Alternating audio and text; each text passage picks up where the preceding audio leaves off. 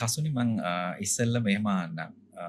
ඇතරම මේ අප්‍රූවල් එකක් කියන එකේදී සාමාන්‍යයෙන් ප්‍රොපර්ටි එකක අප්‍රූවල් එකක් ගන්න එක ඇත්තටම අමාරු වැඩක්. ඒ කියන්නේ දැන් සාමාන්‍යයෙන් එක්කෙනෙකුට තියෙන ලොකුම මේ මතය තමයි මේ අප්‍රූවල් එකක් කියලා ගත්තොත් සෑහෙන අමාරුයි ටිකක් වෙලා යනවා. එහෙම නැත්නම් ඒ සම්බන්ධව හරියට නොලෙජ් එකක් නැහැ. ඒක ගැන කොහොමද ගන්නෙ මොනවද ගන්න කියන එක සම්බන්ධව.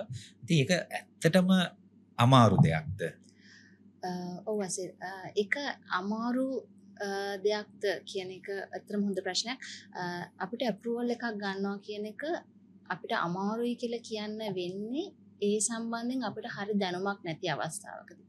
සහ අපි හරි විදියට ඒ process එකේ යන්නේ නැති අවස්ථාවකදී අපිට අප්‍රූවල් එකක් ගන්න එක අමාරු කාර්යයක් තමයි. නමුත් අපි හරි මඟ පෙන්වීමක් යටතේ හරි නිසියාකාරව අප්‍රූවල් එකක් ගන්නව නම් අනුමැතියකට අපේ ප්‍රොපර්ටි එක භාජනය කරනවා නම් ඒක ඇත්තටම අමාරු දෙයක් නෙමෙයි. ඒක හරිම ලෙහෙසි. සහ ඒ ආයතනෙන් ආයතනයට තියෙන process එකක් තියෙනවා.